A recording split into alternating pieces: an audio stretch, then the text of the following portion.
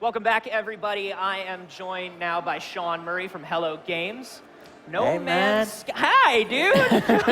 It's good to see you. This was crazy. Your game popped up at the very end of the press conference, and I think just kind of blew everybody away. Oh, thank you. It left a lot of impressions with people. I think there are a lot of questions. Can you give us the encapsulated version of what No Man's Sky is? The short version. The short version, and then we'll expand from there, like the crazy universe that you've made. The short version is quite difficult. It doesn't really lend itself to, the 7-second description. But it's a science fiction game. That's how I think of it in my mind. Everything else comes from that, right? So a lot of people will pick up on procedural stuff and the infinite universe and stuff like that. But as a game, like minute to minute, second to second playing it, it's sci-fi, It's the sci-fi I love, right? Which is not really the sci-fi that's in games generally. Well, sci-fi now tends to mean kind of a very high-action sci-fi. Right. And it feels like you guys are going much more for that sort of, stranger in a strange world, right? Like, kind of walking around alone, trying to figure things out. Yeah, like, sci-fi for me is like the frontier, like the final frontier, to just be really cheesy, right? But the kind of unknown, like what's out there. And I think sci-fi at the moment in games, films, stuff like that, it's making a comeback, but it's generally like today's war, but just with like lasers or something like that. It's just very, it's very much just almost like science fantasy. Gotcha. It's like future war basically, and that's not what we are. So let's talk about this just a little bit in terms of the nuts and bolts here. Okay. So this is a procedurally generated universe. Okay. Right? And everybody will be playing in the same universe. It's a random seed, but everybody shares the same random seed. Sort of like almost like a Minecraft map or something that, right? But all of these planets obey these natural laws, right? So, tell me about some of the different things that we will find when we visit these planets. Well, in terms of ecology, almost anything's possible. Right, the type of creatures that you see, we almost don't really know what's out there. The kind of environments that you might find, it's really, it's not random, it's not chaotic, but it is procedural. It's like, it's possible to find something unique that will really surprise me that I didn't know would exist. When we talked previously, you had said that, you took certain laws of the universe of our universe into effect. So if a planet is too far or too close to the sun, there's just no life there. Right. There may be liquid, but it may not be water. Yeah. Things like that.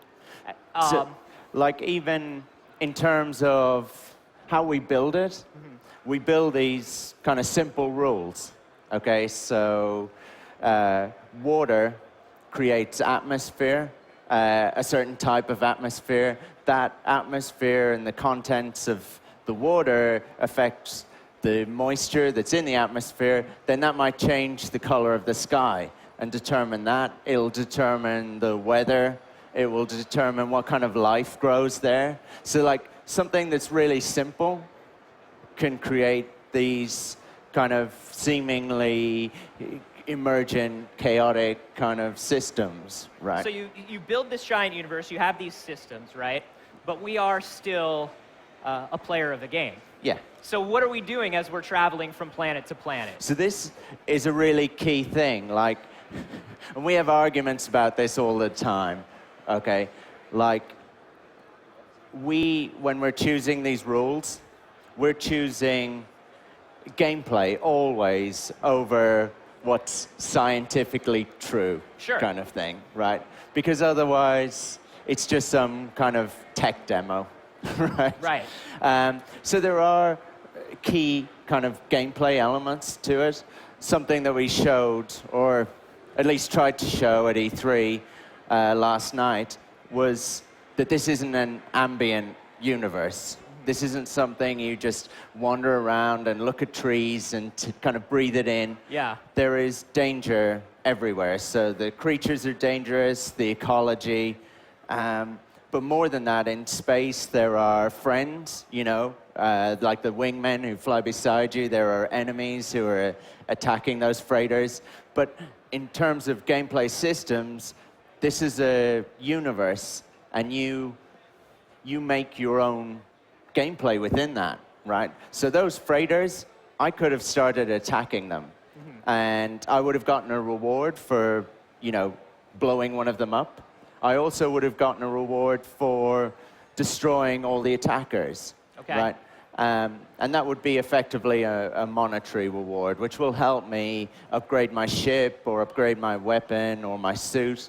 And that's kind of a core game loop, but nobody is telling you, you know, on a planet, you don't find a guy who's just like, there will be some freighters here, go and protect them, and I will give you 5 gold. Yeah. We like abhor the idea of that. We don't like the idea of levels, of scripted sequences, of quests, of, you know, I have lost my 5 pieces of amulet and my 3 space chickens or whatever. Go kill 5 dinosaurs. Yeah. But you could kill a dinosaur. But you could, and you could kill 5 dinosaurs. That's great. I would love to. So these wingmen that we see, everybody's sharing a common seed, everybody's sharing a common universe. Are these wingmen other players? How much interaction is there with other people playing No Man's Sky? Those were AI, those wingmen. But you could encounter other players. The reality is, the likelihood of that is tiny, basically. What we're dealing with is planet-sized planets. You know, so even just one planet, if 1 million of us played, we would still be really far apart, right? Right. So scale that up to a universe, it's actually really unlikely that you and I are going to meet. There are elements where you will get crossover and interaction from other players, but that's not what this game is about. We're like, some people think it's an MMO, we're the opposite of an MMO, right? We're doing the worst thing possible. We're taking all the players who play, and we're like flinging them across the universe, just like, scattering them. I dare you to play together. Yeah. I dare you to fly your ship to your friend's ship if you can. But you can interact, and you can interact in significant ways, but that's not what's core to the game.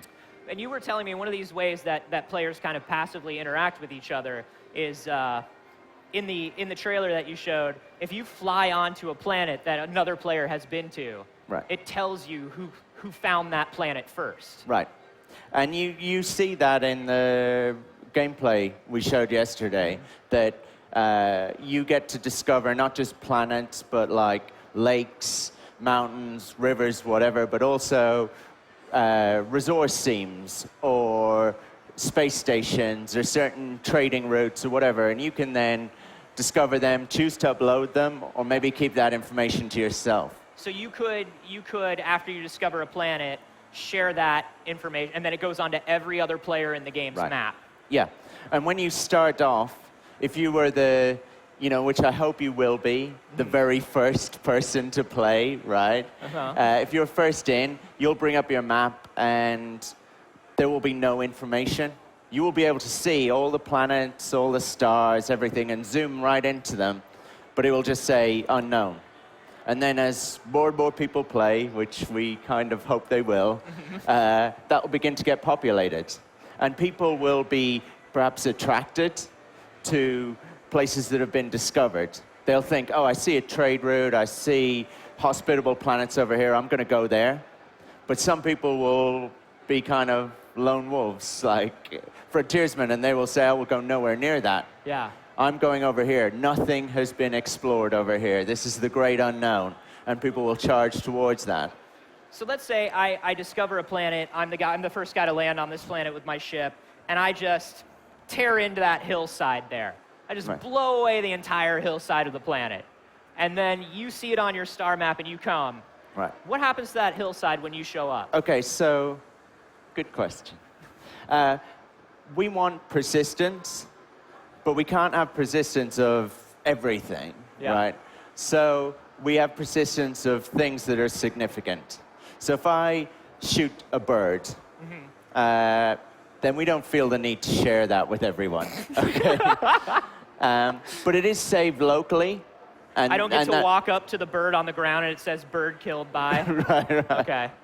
But that's locally stored, and that bird is dead forever on your machine, right? You've done that, you horrible person. Right. And I know you will. The dinosaurs were fine, but you're angry about make a them bird. extinct. I got it. Okay, but if you do something of significance, maybe you take out a space station or a fleet or something like that, right? Or just desecrate a planet, take away all its resources, whatever. Then we might think that's significant and we might share that. And then that would be the same for everyone. I could just fly around trolling people on literally a universal scale. I could really spend all my time finding all the cool stuff and then just blowing it away, right? Why does your mind always go towards trolling? I'm a terrible person, Sean. I'm a terrible person, and I feel like maybe you're giving me too much power. This is all we ever talk about. I know! And I'm into it. How can I really annoy people and make this game terrible? Tell me how to poison an ocean in your game. Instantly, all I'm thinking is, must write system to not allow Anthony to poison an ocean. So I feel like this has come quite a long way. There's no ocean poisoning system yet. No. But it's obviously come a long way since that first trailer you guys showed. Do you have a timeline for a release date for No Man's Sky? We do, but we haven't shared it yet. And you guys are real picky and choosy with information, in and out of the game. No, it's like we're this super small team, and we're making this ridiculously ambitious game. And all we're going to do if we tell people when it's out is probably disappoint them. So when we know for sure, then we will announce it. And until then, we'll keep our stupid mouths shut. And if people want to keep up with the game, where can they go? I guess they can follow me on Twitter, Anthony. I hardly ever say anything. I saw you join Twitter. I was very proud of you. That's just at No Man's Sky, yeah? Yeah, right. They can go to our website, whatever, nomansky.com. PlayStation